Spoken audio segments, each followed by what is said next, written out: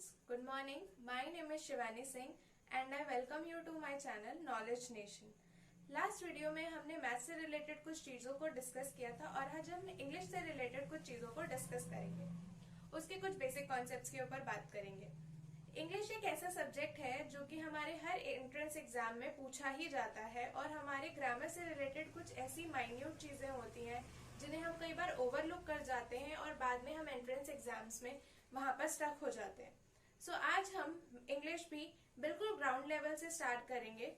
Ground level का मतलब है बिल्कुल जीरो से, सो दैट अगर किसी को ग्राउंड लेवल पे ही कोई कंफ्यूजन है तो उसका वो डाउट भी क्लियर हो जाएगा उससे रिलेटेड। इसी के लिए आज हम स्टार्ट करने वाले इंग्लिश के बिल्कुल बेसिक लेवल, बिल्कुल ग्राउंड लेवल से, जो कि है अल्फाबेट्स। आई नो कि हम सबको अल्फाबेट्स के बारे में पूरी नॉलेज है, बट कुछ ऐसी चीजें हैं जो हमें शायद नहीं पता है, इसलिए मैंने आज ये टॉपिक उठाया है। इसके बाद हम फर्दर टॉपिक पे जाएंगे। ये बहुत ही एक छोटी सी चीज को क्लियर करने के लिए टॉपिक उठाया, उसके बाद हम आगे बढ़ेंगे। सो अल्फाबेट सुनते ही हम सबके सामने ABCD ये सारी चीजें आ जाती हैं। सो अगर मैं आपसे पूछूं कि अल्फाबेट्स कितने हैं हमारी लैंग्वेज में, तो आपका आंसर डेफिनेटली होने वाला है 26, राइट? लेकिन ऐसा नहीं है। यस, हमारी लैंग्वेज में, हमारी इंग्लिश लैंग्वेज में 26 अल्फाबेट्स नहीं है। हाँ, सो ये क्या है? अगर हमारी लैंग्वेज में 26 अल्फाबेट्स नहीं है तो कितने अल्फाबेट है, क्या है? आई नो आपके माइंड में ये सारे क्वेश्चंस आ रहे होंगे, सो इन्हीं क्वेश्चंस को आप क्लियर करते हैं। 26 अल्फाबेट्स तो नहीं है, तो फिर ये क्या है? ये हमारे 26 लेटर्स हैं। लेटर्स आपने देखा होगा कि जब भी आप कोई सेंटेंस स्टार्ट करते हो और वहां पर अगर आप स्टार्टिंग में ही ऐसा कुछ लिख दो तो आपकी टीचर बोलते हैं कि नहीं, यहाँ पर कैपिटल लेटर आएगा, राइट? यही कहा जाता है, कैपिटल लेटर यूज करना है। In between of the sentence हमें क्या यूज करने होते हैं? स्मॉल लेटर्स, स्मॉल अल्फाबेट नहीं या कैपिटल अल्फाबेट नहीं, हमें यूज क्या करने होते हैं? लेटर्स यूज करने होते हैं। सो इसका मतलब हमारी जो लैंग्वेज है, इंग्लिश लैंग्वेज है, उसमें 26 अल्फाबेट्स तो नहीं है, तो इसका मतलब 26 क्या है? लेटर्स है। अब अगर 26 लेटर्स है तो अल्फाबेट कितने हैं? आपने ये चीज सुनी होगी कि हिंदी में वर्णमाला कितनी होती है? एक। तो फिर हमारी इंग्लिश की अल्फाबेट, या मैं ये बोलूं कि इंग्लिश की वर्णमाला 26 कैसे हो सकती है? इंग्लिश की वर्णमाला भी तो एक ही होगी। वर्णमाला से मेरा मतलब है अल्फाबेट।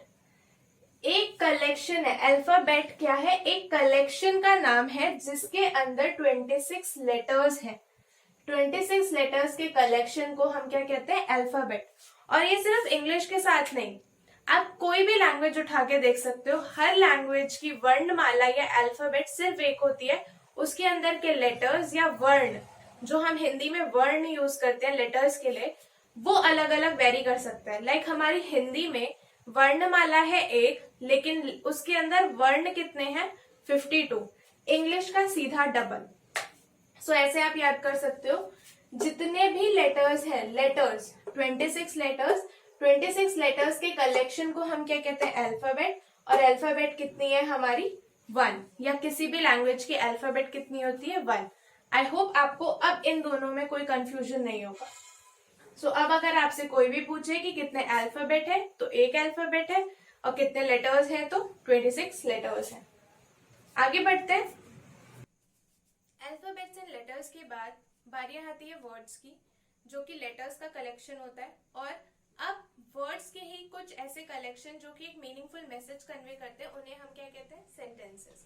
सो हर सेंटेंस में हर वर्ड कोई ना कोई ग्रामेटिकल पार्ट का हिस्सा होता है, कोई ना कोई ग्रामेटिकल पार्ट होता है। और आज हम उसी के बारे में जानेंगे कि हर सेंटेंस में वो ग्रामेटिकल पार्ट्स हैं कौन से, और इसीलिए हम उन्हें कहते हैं पार्ट्स ऑफ स्पीच, क्योंकि वो किसी स्पीच का यानी कि किसी सेंटेंस का पार्ट है। और हमारे टोटल कितने पार्ट्स हैं? 9। पहले कुछ जगहों पर आर्टिकल को as a part of speech include नहीं करते थे, लेकिन अब कुछ जगहों पे करने लग गए हैं, सो हमने भी यहाँ पे इसको इंक्लूड किया। सो हमारे जो 9 पार्ट्स ऑफ स्पीच है वो है noun, pronoun, verb, adjective, adverb, article, preposition, conjunction and interjection. आज हम इनके बारे में बिल्कुल बेसिक सी चीजें जानेंगे डिटेल्स में. हर एक टॉपिक पर हम डिटेल्स में बाद में डिस्कस करेंगे. आज सिर्फ बेसिक इंट्रोडक्शन है. सो स्टार्ट करते हैं. नाउन. नाउन क्या है? कोई भी नेमिंग वर्ड, किसी भी चीज का नाम, कोई भी पर्टिकुलर चीज जिसका अपना नाम है वो क्या हो जाती है? नाउन. इट मीन्स कोई भी चीज जिसका नाम है, यानी नेमिंग वर्ड्स. जितने भी नेमिंग वर्ड्स हैं like table, chair, phone, marker, board, ये सारी की सारी क्या है चीजें, इन सबके अपने अपने नाम है. तो ये क्या है? सारे नाउन. वो कोई भी चीज जिसका अपना नाम है उसको हम क्या बोलते हैं? नाउन. अब प्रोनाउन. प्रो का मतलब होता है, प्रो का मतलब होता है इन प्लेस ऑफ. प्रो का मीनिंग होता है इन प्लेस ऑफ.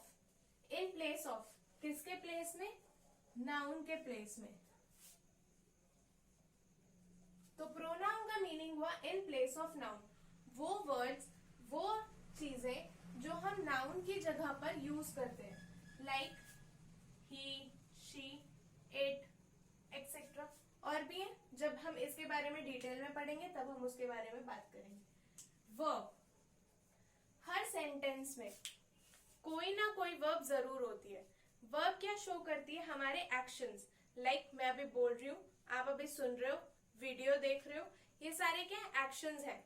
मेरे हाथ चल रहे हैं, मैं जब बोर्ड पे लिखूंगी तो मैं राइटिंग.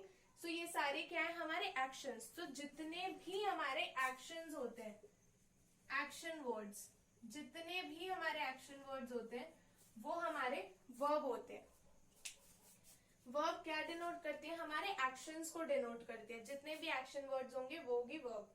सो जितने नेमिंग वर्ड्स है वो क्या है? नाउन. जितने भी वर्ड्स नाउन की जगह पर यूज किए जाएंगे वो सारे क्या है? प्रोनाउन. और जितने भी एक्शन वर्ड्स है वो क्या है? वर्ब. एक्शन वर्ड से मेरा मतलब है ईट, स्लीप, स्पीक, रिपीट, राइट, ये सारी चीजें क्या? Action words. अब बात करते हैं एडजेक्टिव की. एडजेक्टिव वो है जो हमारे नाउन और प्रोनाउन को क्वालिफाई करते हैं, उनकी क्वालिटी बताते हैं. क्वालिफाई करने का मतलब है कि जैसे मार्कर है, ये कौन से कलर का मार्कर है? ब्लैक कलर का. तो मार्कर की क्वालिटी क्या है? कि वो ब्लैक है. तो ये क्या कर रहा है? मार्कर नाउन हो गया. नाउन की इसने क्या बताया? क्वालिटी. तो ये एडजेक्टिव यही काम करता है, या तो नाउन की क्वालिटी बताएगा या प्रोनाउन की. तो it means it qualifies noun and pronoun. इतना क्लियर? आगे बढ़ते हैं एडवर्ब पे. एडवर्ब नाम से पता चल रहा है कुछ वर्ब से रिलेटेड होगा. एडवर्ब. एडवर्ब में वर्ब आ रहा है तो इसका मतलब ये किससे रिलेटेड है? वर्ब से रिलेटेड है. तो वो सारे वर्ड्स जो वर्ब को क्वालिफाई करते हैं वो क्या होता है? हमारे adverbs. Adverb like he runs slowly. Running क्या है? वर्ब है, एक्शन है, क्योंकि रन एक्शन शो कर रहा है. रन वर्ब हो गया. और रन को क्वालिफाई कौन कर रहा है? उसकी क्वालिटी कौन बता रहा है? कि वो धीरे चलता है, स्लोली. स्लोली क्या हो गया? हमारा एडवर्ब.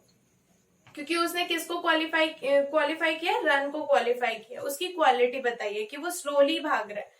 तो ये एडवर्ब हुआ. ऐसे ही एडवर्ब हमारे एडजेक्टिव की भी क्वालिटी बताते हैं. Like he is a very good boy. Boy की क्वालिटी क्या है? गुड. और गुड की भी क्वालिटी क्या है? वेरी. इट मीन्स कि वो वेरी जो है वो क्या हो गया? हमारा एडवर्ब. क्योंकि उसने गुड को क्वालिफाई किया. लड़के को क्वालिफाई किया गुड ने, जो कि हुआ एडजेक्टिव, और गुड को क्वालिफाई किया वेरी ने. इसका मतलब वेरी क्या हो गया? हमारा एडवर्ब. सो वो वर्ड्स जो क्वालिफाई करते हैं एडजेक्टिव्स को और वर्ब को. क्वालिफाई से मतलब वही क्वालिटी बताते हैं. आर्टिकल्स के बारे में डिस्कस करते हैं. आर्टिकल्स हमें पता है हमारे 3 आर्टिकल्स होते हैं, ए, एन, द. ए हमारा कॉन्सोनेंट के साथ यूज होता है, एन हमारा वोवेल्स के साथ, और द हमारा यूनिक चीजों के साथ यूज होता है। Now preposition. प्रेपोजिशन, प्री मतलब पहले, पोजीशन मतलब कोई पोजीशन से, किसी भी पोजीशन से पहले जितने भी वर्ड्स यूज होते हैं वो हमारे क्या होते हैं, प्रेपोजिशन। ये कोई भी सेंटेंस का किसी एक चीज से दूसरी चीज से रिलेशन बताता है। इट मीन्स अगर ये सेंटेंस का नाउन का किसी भी दूसरी चीज के साथ रिलेशन शो कर सकता है। और ये क्या करते हैं, ये कौन काम करता है, ये हमारे प्रेपोजिशन काम करते हैं। Shows relation between two words, clause, etcetera. Like the cat jumped upon the table. तो कैट और टेबल के बीच में रिलेशन क्या था, जंपिंग का, जिसको किसने ज्वाइन किया, अपॉन ने। तो ये प्रपोजिशन क्या करता है, किसी भी पार्ट का किसी दूसरे पार्ट से रिलेशन शो करता है। अब बात करते हैं कंजंक्शन की। कंजंक्शन भी कंबाइनिंग का ही काम करता है, लेकिन ये दो सेम चीजों को ज्वाइन करता है। जैसे ही is singing a song, she is singing a song, तो ये ज्वाइन कर देगा he and she are singing a song, मतलब कि ये दोनों कोई गाना गा रहे हैं। इसने क्या किया, प्रोनाउन को ही, दो प्रोनाउंस को ही कंबाइन किया। सो इसमें कंबाइनिंग होती है, combines words, sentences, clauses, etc. अब बात करते हैं इंटरजेक्शन की। इंटरजेक्शन कोई भी एक्सप्रेशन शो करने के लिए यूज होता है, लाइक हुर्रे, yippee, ये, ओ नो। सो ये क्या है, कोई भी एक्सप्रेशन शो करने के लिए हम किसको यूज करते हैं, इंटरजेक्शन को। नेमिंग वर्ड्स, नाउन, जो वर्ड्स नाउन की जगह पे यूज होते हैं उन्हें कहते हैं प्रोनाउन। जितने भी एक्शंस हैं वो हमारे शो करती है वर्ब। नाउन और प्रोनाउन की क्वालिटी बताते हैं एडजेक्टिव्स। वर्ब और एडजेक्टिव की क्वालिटी बताते हैं हमारे एडवर्ब। आर्टिकल्स हैं हमारे 3, ए एंड द। प्रेपोजिशन कोई भी सेंटेंस की दो चीजों के बीच में रिलेशन शो करेगा। कंजंक्शन दो सिमिलर चीजों के बीच में रिलेशन शो करेगा, दो सिमिलर चीजों को ज्वाइन करेगा। और इंटरजेक्शन जितने भी हमारे एक्सप्रेशंस हैं, जितनी भी हमारी एक्साइटमेंट है या सैड सोरोनेस है, जो कुछ भी है वो हमारा इंटरजेक्शन शो करेगा। आई होप यहाँ तक का आपको वीडियो क्लियर होगा। इन सब के बारे में हम डिटेल्स में, इनके कितने टाइप्स हैं, कितने अलग अलग एग्जाम्पल्स हैं, कितनी कैटेगरीज में डिवाइडेड है, वो सारा हम बाद में डिटेल्स में डिस्कस करेंगे। सो अगर आपको ये वीडियो पसंद आया तो प्लीज इसे लाइक करिए, शेयर करिए अपने दोस्तों के साथ, और सब्सक्राइब करना मत भूलिए चैनल को नॉलेज नेशन। तब तक के लिए टेक केयर और मिलते हैं नेक्स्ट वीडियो में।